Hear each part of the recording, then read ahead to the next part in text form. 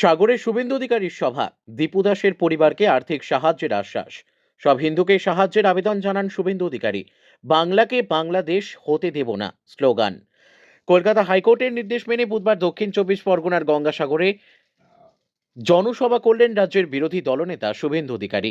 এদিন বেলা 1:30 নাগাদ কড়া নিরাপত্তার মধ্যে গঙ্গাসাগরের ঐতিহ্যবাহী কপিলমুনি আশ্রমে পৌঁছান তিনি।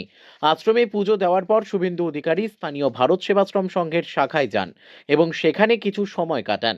তার আগমনকে কেন্দ্র করে গঙ্গাসাগর এলাকায় বিজেপি কর্মী সমর্থকদের মধ্যে ব্যাপক উৎসাহ দেখা যায়। এরপর স্থানীয় চৌরঙ্গি এলাকায় একটি জনসভায় যোগ দেন বিরোধী দলনেতা। সকাল থেকেই সভা মঞ্চে ভিড় করতে শুরু করেন বিজেপি কর্মী ও সমর্থকেরা। তাদের স্লোগান ও দলীয় পতাকায় মুখরিত হয়ে ওঠে গোটা এলাকা।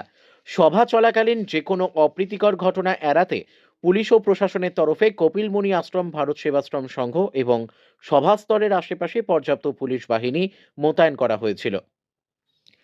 শুভেন্দু অধিকারীর বক্তব্যের মূল বিষয়বস্তু, চৌরঙ্গীর সভা থেকে শুভেন্দু অধিকারী দীপু দাসের পরিবারকে আর্থিক সাহায্যের আশ্বাস দেন।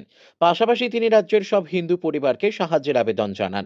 বিরোধী দলনেতা জোর দিয়ে বলেন, বাংলাদেশের পরিস্থিতি বাংলায় তৈরি হচ্ছে, হিন্দুদের জনসংখ্যার হার কমছে বাংলায়, বাংলাকে কোনোভাবেই বাংলাদেশ হতে দেওয়া হবে না। তিনি আরও বলেন, গঙ্গাসাগরে ব্রিজ সেই দিনই হবে যেদিন এই রাজ্যে বিজেপি ক্ষমতায় আসবে, কারণ এটি জাতীয় জলপথ এবং বর্তমান মুখ্যমন্ত্রী মমতা বন্দ্যোপাধ্যায় এখানে ব্রিজ করতে পারবেন না। ভোটের প্রসঙ্গে শুভেন্দু অধিকারী স্থানীয়দের কাছে আগামী 26 সালে বিজেপিকে ক্ষমতায় আনার আবেদন জানিয়ে বলেন, 26-এ বিজেপিকে আনুন, টাটাকে ফিরিয়ে আনবো, সাগরকে বিশ্বমানের জায়গায় নিয়ে যাব এবং গঙ্গাসাগর মেলাকে আন্তর্জাতিক মেলা করব।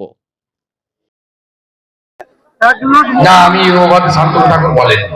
শান্তনু যথেষ্ট বিচক্ষণ এবং আপনারা নিশ্চিন্ত থাকুন, মতুয়া ধর্ম সমাজ তৈরি করেছিলেন ঠাকুর হরিচাঁদ ঠাকুর, ঠাকুর গুরুচাঁদ ঠাকুর।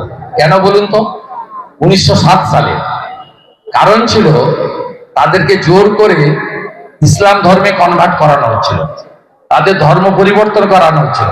সেটা থেকে বাঁচতে তিনি মতুয়া সৃষ্টি করেছিলেন। অতএব মতুয়ারা হলেন খাঁটি সনাতনী। প্রভুর বাড়ি হচ্ছে ওরাকান্দি, জন্মস্থান। নরেন্দ্র মোদী সেখানে গিয়ে মাথা ছুঁয়ে এসেছেন। নরেন্দ্র মোদী তাদেরকে নাগরিকত্ব দেওয়ার জন্য সিএ এনেছেন। নরেন্দ্র মোদীজির সরকার 31/12/2024 পর্যন্ত বাংলাদেশ থেকে যে হিন্দুরা ধর্ম বাঁচানোর জন্য পশ্চিমবঙ্গ বা ভারতে এসেছেন, তাদেরকে কোনো পুলিশ ডিস্টার্ব করতে পারবে না, মামলা দিতে পারবে না, ডিপোর্ট করতে পারবে না, ফিরিয়ে দিতে পারবে না, এই অর্ডার পর্যন্ত করে দিয়েছে। তা তারা জানেন। বিআর ঠাকুরের যে লড়াই 1945 সাল থেকে, সেই স্বপ্ন যদি কেউ পূরণ করে থাকেন, তার নাম নরেন্দ্র দামোদর দাস মোদী। এই মতুয়ারা মোদীজির সঙ্গে আছেন, তারা সনাতনকে রক্ষা করবেন। এটা নিয়ে সংবাদ মাধ্যম বা তৃণমূল কম ভাবলেই ভালো।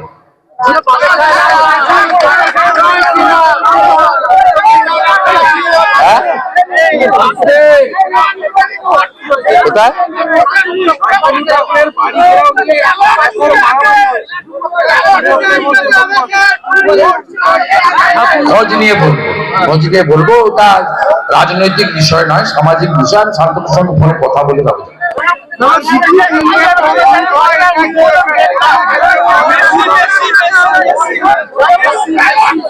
মেসিকে নিয়ে এসেছিলেন পিসি, ওনাকে দাঁড় করিয়ে বলতো খেলা হবে, উল্টো খেলা হয়ে গেছে।